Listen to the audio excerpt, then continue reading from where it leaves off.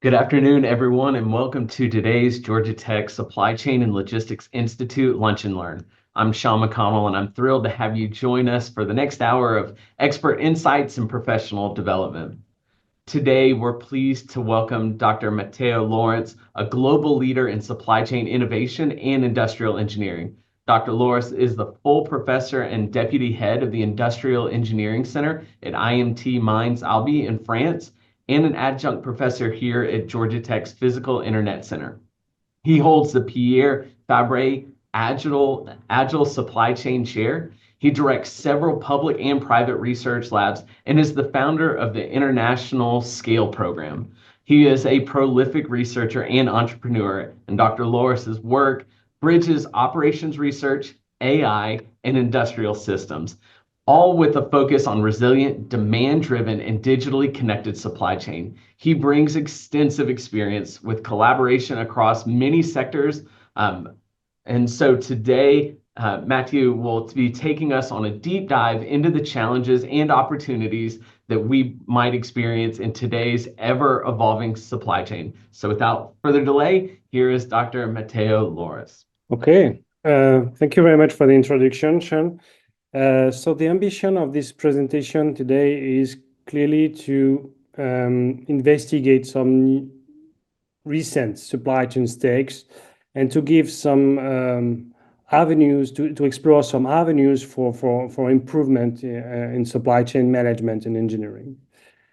So for doing that, I have divided my presentation in 4 parts. First of all, I would like to present my vision of some important new supply chain challenges. And then it will be the core of my presentation. I would like to give you some particular highlights regarding some important potential areas for improvement. I will give you these highlights in relation to the course I will have the pleasure to animate in 3 weeks now at GTPE. And finally, I will end this presentation by give you some information about the course objective, content, and method that we propose for the end of the month. So let's start with the new supply chain challenges. So I guess that all of you know that supply chain management is now in a disruptive era. Whatever the sector, whatever the country, whatever the business you are, you will have to cope with a lot of unexpected events, unexpected disruptive events all along your supply chain. So it could be some changes in terms of regulation. It could be some variations in terms of demand. It could be some unexpected strike, or it could be a huge crisis like the COVID-19 crisis we lived a few years ago. So all these events are a part of our daily business. And the question we have to ask based on this new evidence is, what would be the consequences if this or that event occurs? What would be the consequences on our supply chain if this or that event occurs now? And we need to be more, we need to develop some capabilities to assess the potential impact on our business.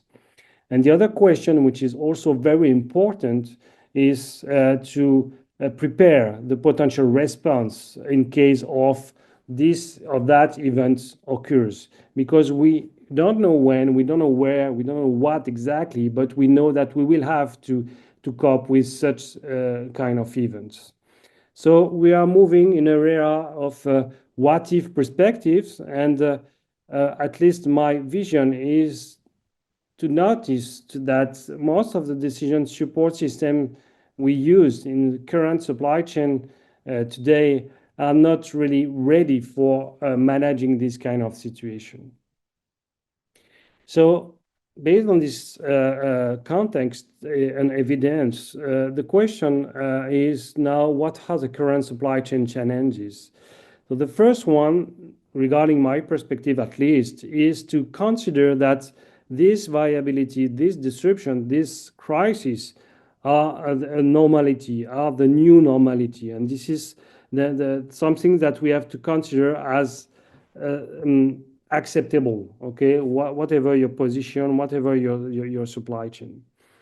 And based on this, on this information, there is an additional challenge that seems to be very important also to consider the fact that the performance of supply chain is not only focused now on cost effectiveness or efficiency.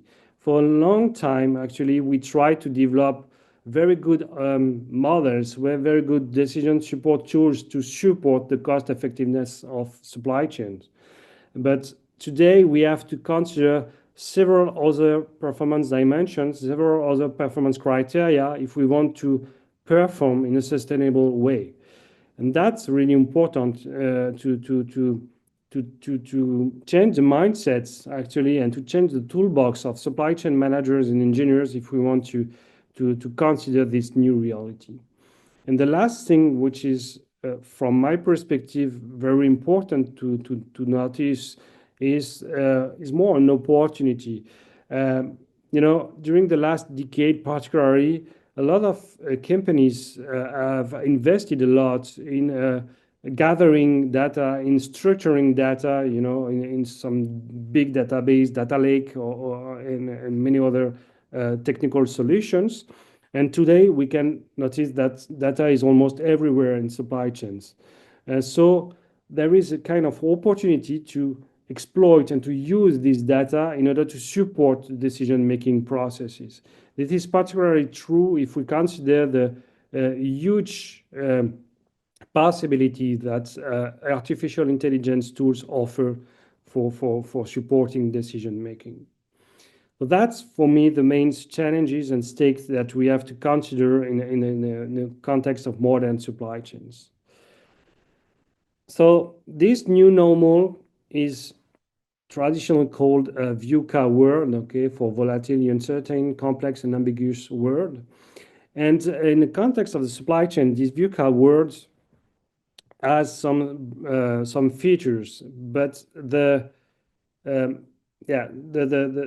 my thought is to say that there is a gap, an important gap between the reality of the business processes and networks in supply chain environment and what we really need in this new normal context, in this new normality.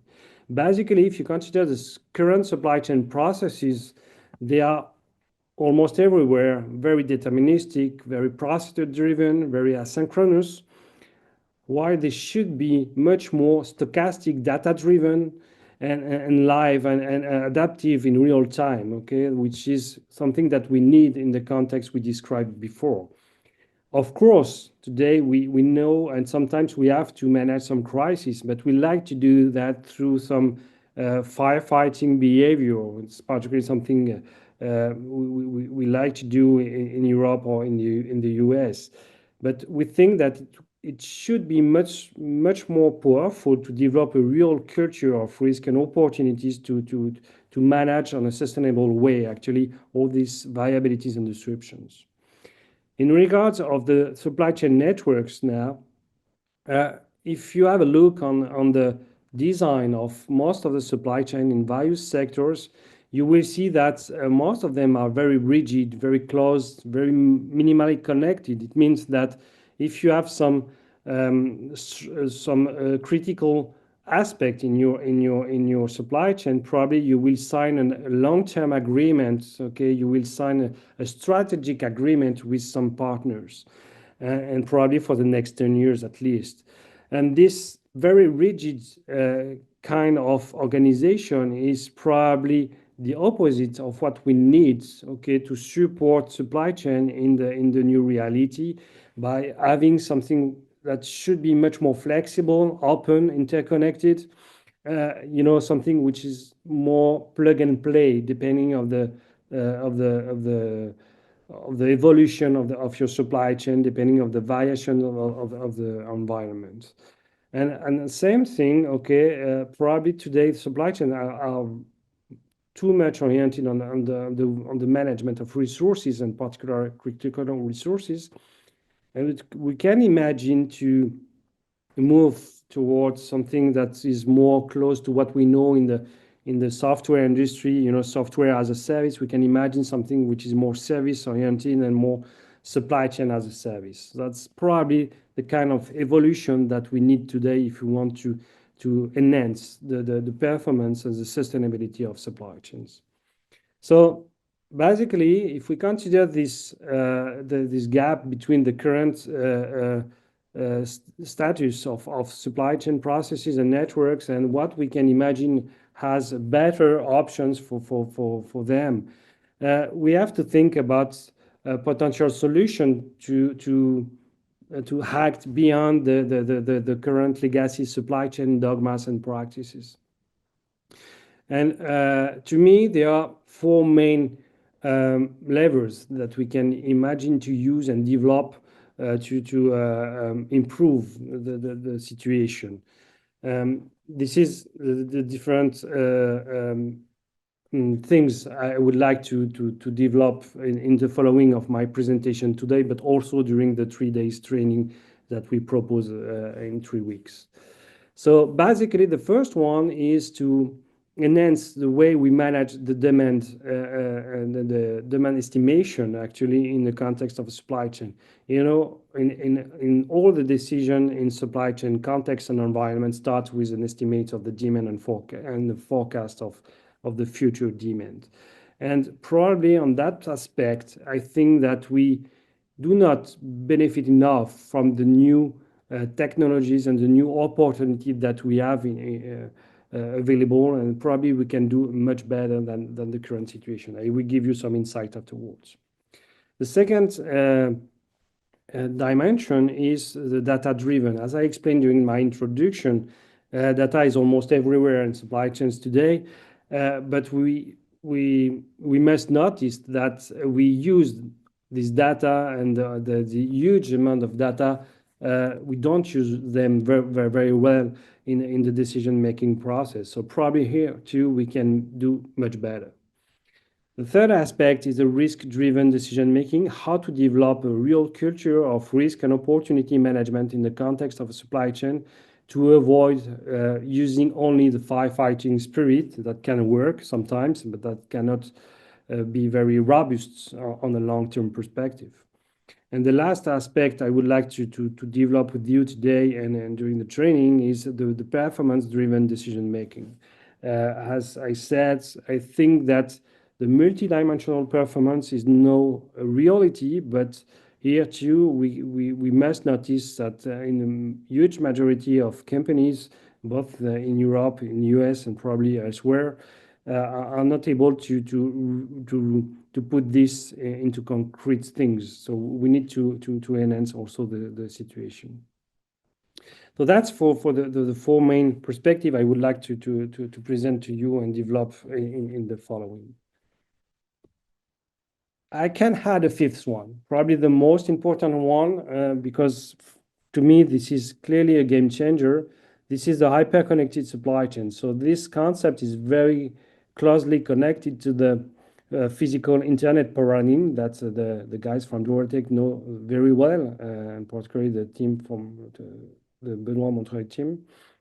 And basically, we think that this manner to manage the material flows, okay, can bring a lot of value in the modern supply chain. So it's something really different from the current practices, the current tools that have been designed for a huge majority of them 20, 30 years ago.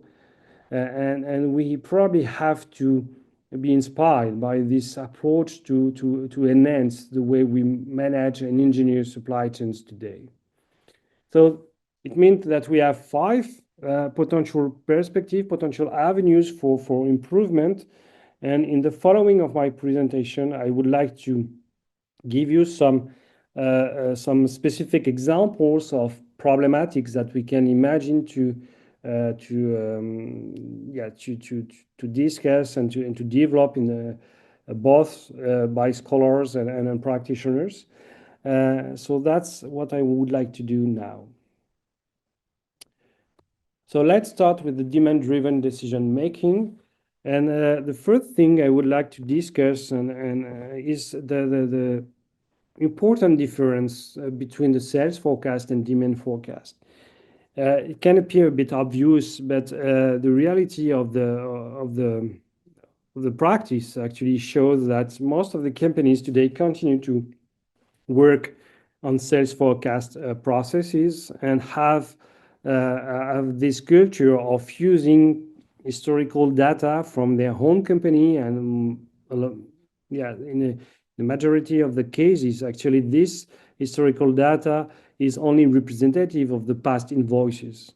So by doing that, okay, we can only predict a future which is almost same than the past. And so it means that if you had some issues to manage past orders from a customer, you will probably have similar kind of difficulties in the future, because you won't be able to consider the reality of the demand, and you won't be able to consider all the features that can have some impact on your business, and that can come from outside actually. So basically, during the training program, one of the ambition is clearly to see and to discuss how we can move from a sales forecast perspective to a demand forecast perspective that consider more globally the demand of market and all the characteristic of this market and all the cause consequences relationship that can exist at the different level of the supply chain, with one ambition, one objective only, to get the right forecast at the right time to make the good decision with the supply chain. So that's basically first insight I would like you yeah to notice here. The second thing I would like to discuss about demand-driven decision-making and the way we can imagine to enhance the situation is how we can benefit from new calculation opportunity for demand estimation. Basically, based on my experience, most of the companies today continue to work on a very classical statistical models for making their forecast. And I think that we have much better to do if we consider all the techniques models that are now available and available very easily. I think about more advanced statistical models, but also about AI models that are very useful for potentially for supply chain purpose actually. And I also noticed that probably a lot of practitioners today do not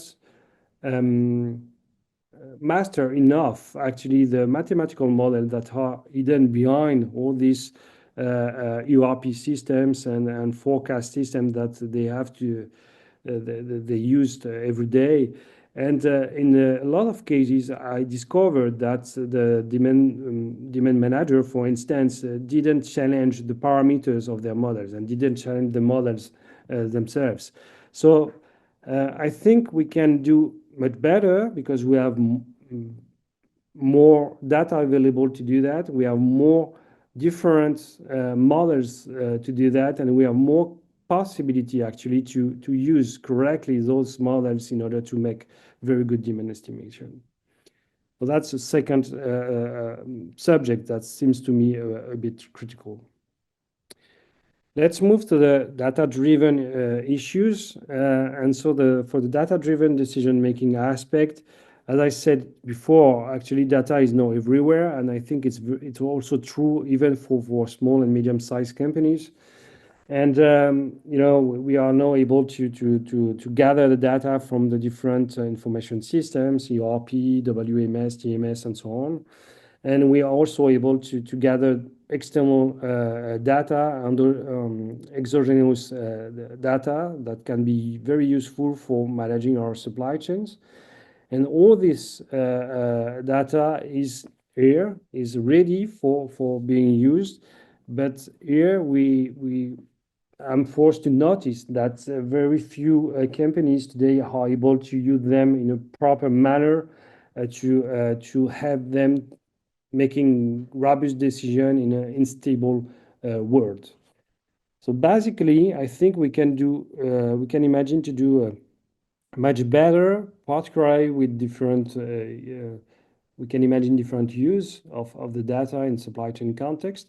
If we start on the left of this slide, actually, they are the very classical ways to use the data for making some description or diagnostics. So for looking behind and having some information regarding the events which happen and the explanation of the different issues we noticed in the past. Okay, and so basically, if we do that by using some very good and advanced tools, data mining or process mining tools, for instance, we will probably have much more chance to be effective and efficient when the future disruptive events will occur. So that's very classical. It's not very new, but I think the toolbox that we have in our hands today can help us to be more efficient on that aspect. What is probably more recent, okay, is the use of this data for building some predictive models. So it could be the case for the sales forecast, but we can make some prediction for many other purposes in the context of supply chain. And here the ambition is clearly to explain what can happen, what are the potential futures we can imagine to have and we will have to manage.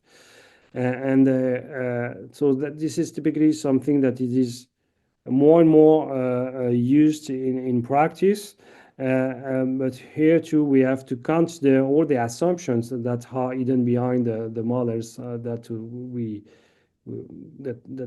can use.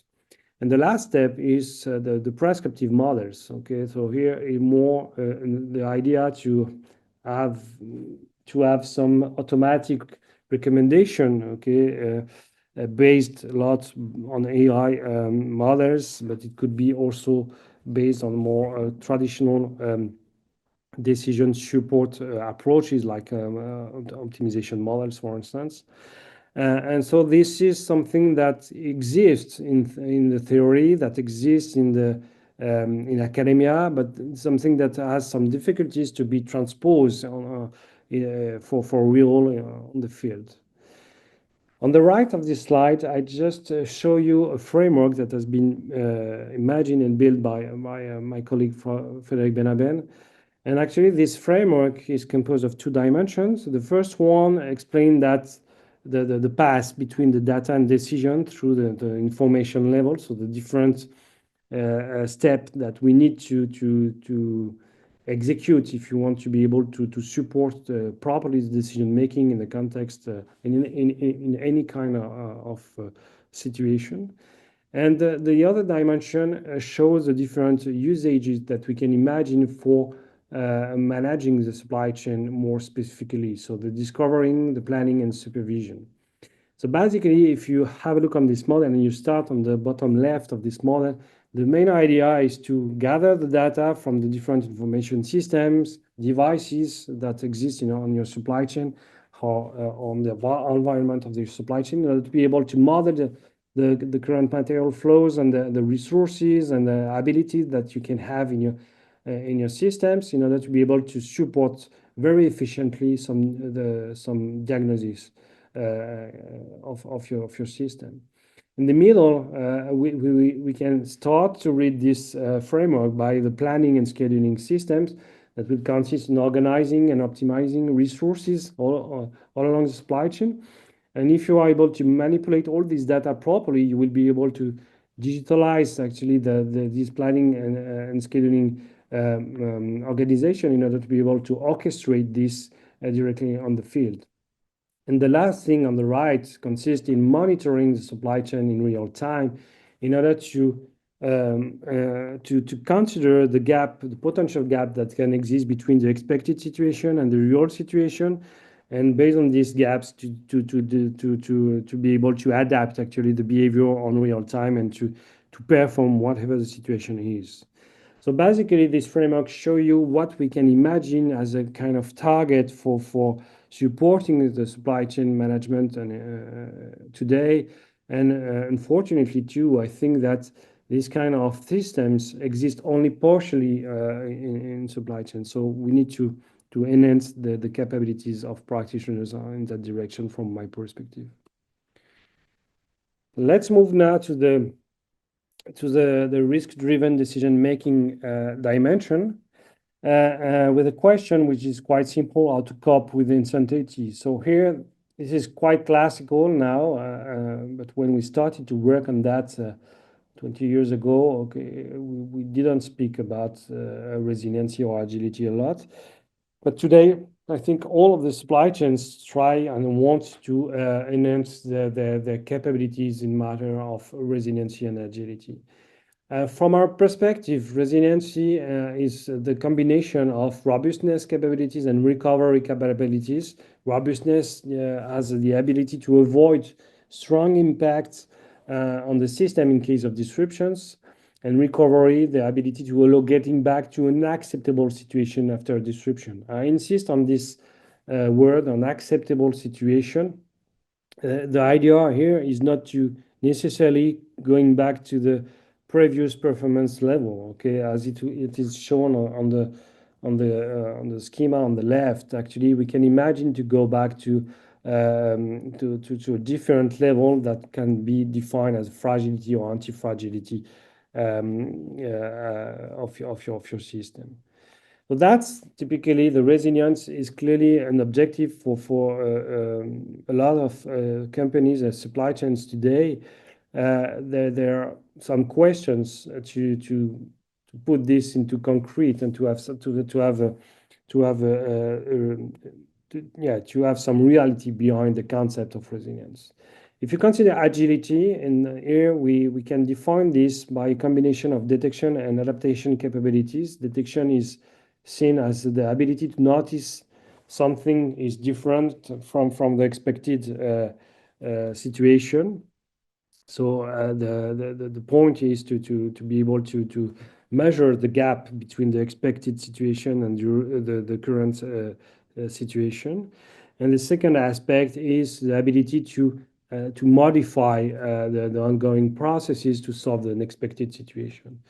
So to me, the agility is something which is more related to the short-term perspective, actually, of the performance of the supply chain.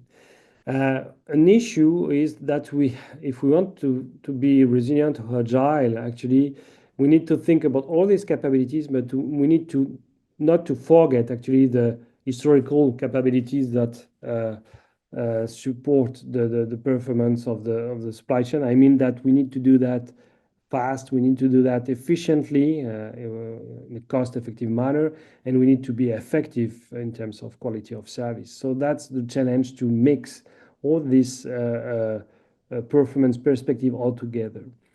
So from our point of view, we think that there is a need for more and better supply chain risk management processes and tools if we want to reach this kind of performance. To do that, we have imagined with Professor Montreuil at Georgia Tech a few years ago, we have imagined this framework to explain at least 4 ways of management of risk and opportunity management. This is based on the traditional risk management life cycle, which is composed of 4 main steps: identifying disruption trigger events, assessing risk criticity, defining set of potential options, and comparing all these options all together in terms of benefits and costs in order to select the good one and implement the good one in your situation. And so basically, these 4 main processes vary in regard of the nature of the data we use. If we start on the left on this slide, actually, we will base this process called learn from past here on historical data. So the idea will consist just in exploiting actually the historical data of your supply chain in order to notice the potential issues and to define a set of potential corrective options and to translate all of them into a mitigation plan. This is probably the most traditional way to manage the risk today, and it exists in a lot of companies today. However, we think that we can do that probably in a very different way in regards of the traditional approaches if we consider the new opportunities offered by the new technologies particularly. At the exact opposite on the right, okay, you have the prepare future process, and the steps will be almost the same, except that here we will start with a forecasting step. So we will try to predict a set of potential futures, okay, in order to be able to make some conjecture around them, and to define some prescriptive options in order to have some contingency plan ready. And typically here, this is an area where the artificial intelligence tools can bring a lot of value by supporting all the process of prediction and also we can imagine to use also some approaches based on simulation perspective with a more with a what if perspective actually. So these two things, these two ways of managing the risk and opportunities in the context of supply chains are probably the most important one if you want to enhance the resilience capability of your supply chains, particularly with a medium and long-term perspective, actually. In the middle, we have we have two additional ways of management of this supply chain risk and opportunity. The first one, called React Live, consists in monitoring actually the supply chain, at least a part of the supply chain. And based on all this information that we are able to record on real time, actually, the idea consists in observing the potential gaps and in order to be able to feed some reactive actions and alleviate potential bad situation on a short-term perspective, so on a very short-term perspective. And the last process that we define that is called proactive ahead here is to see the things also on a short-term perspective, but not with a reactive approach. Here we are more on a proactive approach, but the idea here consists in considering the current status of your system. Okay, we would like to be able to simulate the behavior for the next few hours or the next few days on your supply chains in order to envisage the future of your system in order to have the possibility to define some proactive actions on a short-term perspective. Okay, so for the next few days typically. So it's basically something that we can support very effectively with some digital twins models, for instance. Okay, that can be very useful for this kind of perspective. So that's what I would like to say for the risk-driven decision making. Let's move now for the performance driven decision making and the potential evolution that we can expect actually for managing a supply chain in the current context. The first thing,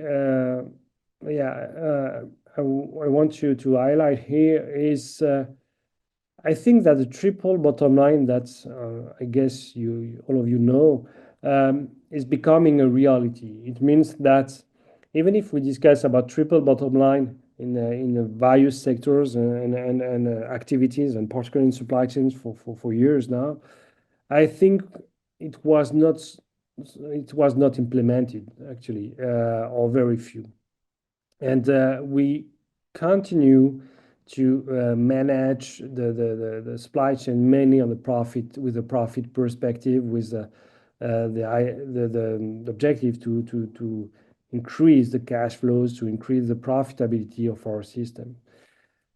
I think that the pressure of regulation, the pressure of society, the pressure of markets, are changing the game, and more the people dimension and the planet dimensions must become a reality on the field, and this it is something that it is easy to say, very hard to implement. So I think we need to support the change and to imagine new ways of controlling and managing the supply chains in such a context. Another issue that for me is very critical in supply chain environment regarding the way we manage the performance is to know what kind of performance management system we use. In a huge majority of the cases, okay, I think we are on the situation which is described on the right of this slide. I mean that we have a real system, a real supply chain, and we make some measurement directly on the supply chain through some key performance indicators, and we try to interpret these values in regard of the performance objectives we have defined in order to set some actions, corrective actions on our system. This is the way we manage decisions in a huge majority of the case in companies today. And basically, doing that means that we manage the performance by looking behind. Okay, it's exactly the same thing that driving your car by having a blanket on your front window and going straight and driving only by using the mirrors. Okay, we use the mirrors to drive our supply chain. So I think this is a reality, and this is not something which is not satisfactory. So basically, more and more we try to move on the left side of this slide, and it means that we try to move to an a priori performance assessment of the supply chains. So in that case, it means that instead of plugging the key performance indicators directly on the systems, we try to develop a model, okay, a digital model of our supply chains in order to be able to analyze key performance indicator and to optimize this key performance indicator through a set of decision variables that we can have on our system in order to be able to optimize the things and to support basically the what if perspective I mentioned during the introduction. So that's clearly for me an important change for future.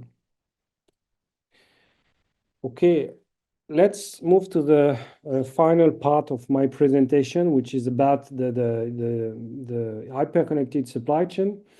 And here I would like just to show, I don't want to develop a full presentation of the physical internet paradigm and the hyper-connected supply chain. I just want to highlight some aspect of this theory and paradigm that is for me very important and very impactful on supply chain perspective. The first one is just to say that most of the supply chain today are very are based on a very hierarchical network, as it is described on the left of this slide. I mean that you can have manufacturing plants delivering some distribution centers and fulfillment centers and so on, okay, on a pure hierarchical aspect. One of the proposals made by the hyper-connected supply chain is to move to something which is a full mesh network, as it is described on the right. And we see clearly by doing that we increase drastically the number of flexibility levers that can be used in a supply chain. And so it's something that is very important if we want to enhance the resiliency and agility capability in a supply chain context. Other propositions made by the hyper-connected supply chain is clearly to work on flow consolidation, as it is described on the top of this slide. On the left part, you have the current practice. On the right part, the expected practice based on hyper-connected systems. Okay, so by consolidating all the material flows, and by in order to avoid having too much emptiness, okay, in the different resources that we use, warehouses and trucks and so on.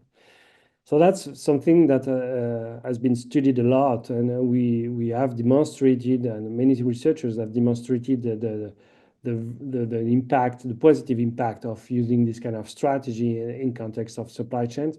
And we need to think about the way we can, we can implement this in practice. And on another example described on this slide is the way that most of the time companies use dedicated assets, dedicated manufacturing plants, the dedicated distribution centers or fulfillment centers. And here also we can imagine to have something which is much more open and shared facilities. And also there are a lot of studies that have demonstrated the potentiality of this. Basically, on these slides, okay, you have the several options that we will discuss during the training program, and this is for a majority of them. This is something which is very accessible, so we can imagine to implement this quite easily in various industry, and this is typically what we intend to discuss during the training program. So just to conclude here on this part, most of the companies remain on the atomistic or integrated maturity level of the supply chain. So that's a reality in Europe, in the US, and in many other locations. And few of them are now at the collaborative level. Okay, so that's considered by many as the top level in terms of supply chain and logistic maturity. From our perspective, we think that hyper-connected maturity level is probably the target today. And the question is, should we go through the whole path of logistic maturity ladder or jump directly to the good step? And my recommendation is clearly to move directly from atomistic or integrated directly to hyper-connected. I think it's easiest and probably much more powerful. Just to end this presentation before the question and answer part, give you some very quick highlights regarding the course. So the course will explore the new challenges facing supply chain engineering and management. We'll discuss about instability, digitalization, network interconnectivity, ecological and social issue, and we will try to see the impact on the engineers and manager and how we can imagine to think differently and to act differently on the field. And we will work in order to define some lines of thoughts and associated solutions. I do not pretend that we will be exhaustive, okay, because the subject is vast, but we will try to have some concrete orientations during the course. An important aspect is the course will be supported by a unique and innovative serious game based on virtual reality technology. That is really important. We want to be sure that the learners will learn by practice, actually. So the course agenda, the first day will consist in a short introduction. Start with the viewer simulation environment, making a first simulation which be the baseline for the following of the training. And then we will start every afternoon, give some additional theoretical material, preparing a new simulation. And during the morning, we will make some simulations, a second simulation on day 2 and third simulation on day 3, in order to implement actually the different concepts that we will discuss during the course. That's the plan for this course. And just to give you some pictures of what it looks like. Okay, so this is during the last time we played this course. You have some pictures of the environment that you will have the opportunity to use if you join. That's it for me. So it's no time for question and answer. Matthew, we've got one question. What do you believe was the peak average turns in a warehouse before the disruptive era? And the follow-up to it, what turns should people target in this disruptive era? Oh, that's a tricky question, actually. Um, basically, um, I think the point is we need to change the mindsets. Okay, if we continue to think about this kind of um, yeah, I would say that today, if we consider the way we manage the risks, okay, in supply chains, most of the times we will consider how, where and how much will be my buffer or my safety stock, okay, in terms of inventory. It could be also in terms of capacity or in terms of time buffer, by the way. I think by considering additional perspective like the hyperconnectivity I mentioned during my presentation, I think we can have some additional flexibility levers in our hands, and then probably we can avoid thinking only about this kind of questions. Afterwards, I cannot answer precisely to these kind of questions. It depends of many factors. It depends of many yeah, of many factors of the secret, the concrete situation, and so it's I cannot give a generic answer, I think. No, I think that's a fair answer. Yeah. Thank you, Matthew, for those incredible insights. I personally found you talking about both the agile and resilient supply chains fascinating. And I'm sure that everyone agrees that was a masterclass in understanding the modern supply chain overview. Um, Before we wrap up today, I just want to reiterate what Matthew was talking about at the end. He is actually instructing our modern supply chain overview course later this month, where if you found today's content valuable, you're going to go even deeper within the course. The course is starts on April 21st. It's live in Atlanta at the Georgia Tech Global Learning Center, and registration closes at midnight on the 17th. So, like I said, we'll send out our slide deck here. It'll have a link directly to that course.